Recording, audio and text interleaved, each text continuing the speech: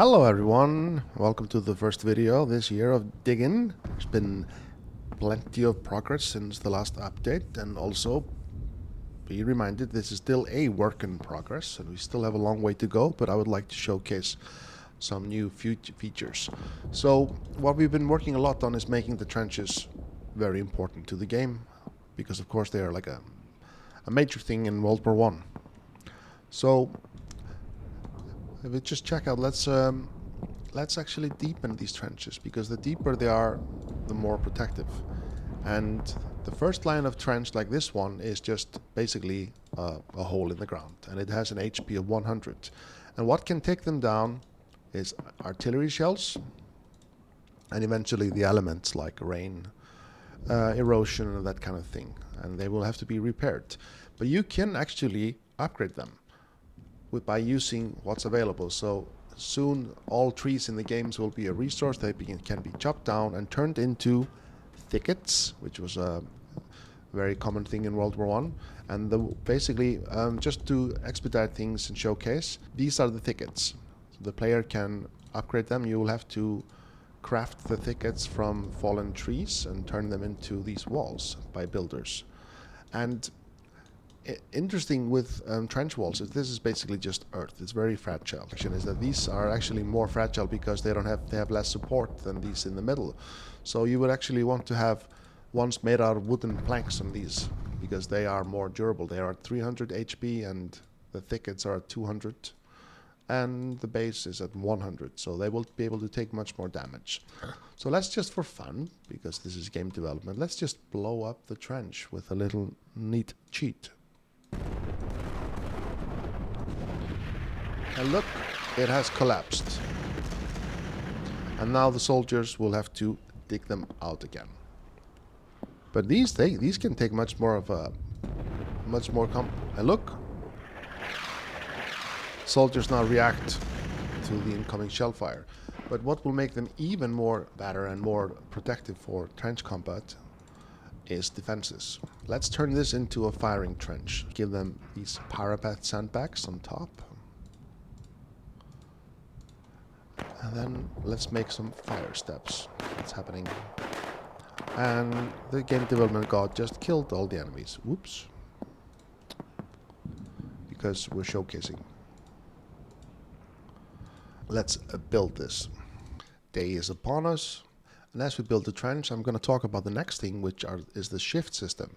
So now these guys, they actually take a nap, because this is a war zone. So in all colony sims, the pawns usually have to sleep because, well, we all have to sleep, right? So we have a shift system. So this is the commanding officer, and he has these 4 NCOs, which are all with their own little squadron. So this is very rudimentary UI, just for fun. And here we see all the soldiers under their command and what schedule. So currently this squadron is on day guard. This squadron is on the night watch, which means it's now 8 o'clock. So now they're having a rest and sleeping.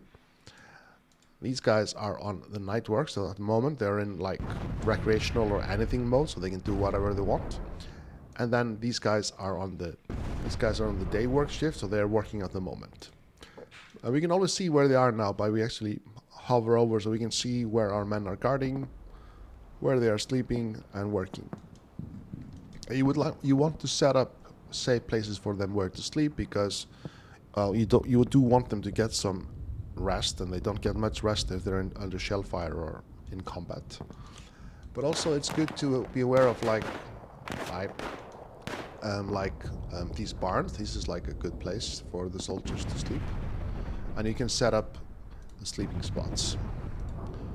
And look at them, now they're resting. We have a long trench network. This is one of the new maps we've been trying out. These are much longer, and so there's much more pressure on logistics to get all the logistics to the storage zones around the map. Here we have a little depot. Now we have the parapet in front, but we will also like to set up what they call Parados in World War I. So these are actually bigger little mountains of sandbags, as I call them, and they are designed to protect the soldiers from shrapnel from behind. So let's set up some defensive position and make sure that they use the fire step. And as they are building, it's getting much more protective for the soldiers. And if we blow them up, Whoops. These collapsed. These are fine. And now they're slowly giving away to the damage. And now it has collapsed. And this is going to be very important to the player. And as I mentioned earlier, this will also have to take into account the elements, the weather, land erosion. So this is going to be a big part of a trench. Whoops. We're still working on the destruction thing. This is going to be very important to maintain and keep those trenches alive, because this is how your men will survive. So in the future, we want the trenches to be as creative as players want them to be. This is just one type of trench. You will be able to make them deeper, you will be able to make them wider, narrower, you will be able to make communication trenches, which will be much narrower than these. And that's will have its benefits. It will take less time to dig, but they will be more prone to damage and, well, more difficult to navigate because they have less space for the soldiers. In World War I, they had to basically figure out a lot of stuff in 1914 of how to survive, because nobody planned for the conflict to go on for such a long time. In the game, there will be two kinds of resources. There will be ones that have to be imported, like ammunition, because they're made in factories far behind the line. Local resources. So in the future, the trees will be a local resource that they can be chopped down by the soldiers, and then they will be turned into either thickets, which is basically bundles of branches, and logs. And the logs can be used for everything from reinforcing trenches to making support beams and all kinds of, as a basic building material. So here we have the crafting bench, and let's make some sandbags. And because we'll need a lot of them, let's just make for forever. And now the soldiers will take the necessary resources, and they will also have to procure sand and turn them into sandbags, because the sandbags themselves are imported to the battlefield, but the soldier will have to use either dirt or, if he finds sand, to make sandbags, because you will need a lot of them, because they're not just for defense, they're also for walls and all kinds of structures. And crafting there will be a large menu of things to do, and the player will be able to make all kinds of World War I related stuff, like the tin can grenades, which were also early in the war, but eventually also made a lot in Gallipoli because of supply shortages. Player will have to make food on the battlefield by using either field stoves or even fireplaces to make actually smaller batches of food. And this is in the next update, so they will be able to sleep, eat, and drink. And we're also slowly implementing more destruction to the battlefield. Like some things like the trees and, all the buildings, everything eventually will be destructible, and we're slowly implementing this because it has all kinds of interesting stuff, like this alien over here. Even the graveyard is not safe from the wrath of the war. And yes, we also have destructible terrain. I'll showcase that. We've been able to do this for a while, but we have not yet fully. There are a lot of things, but this is still going to be the future of digging.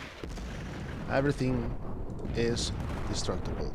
This can be used in a lot of different ways tactically to decide where you want the enemy to come, where you don't want the enemy. Yes, in the future you'll be able to dig tunnels and you will be able to blow up the enemy trenches.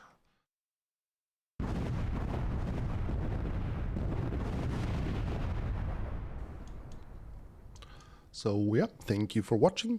See you later.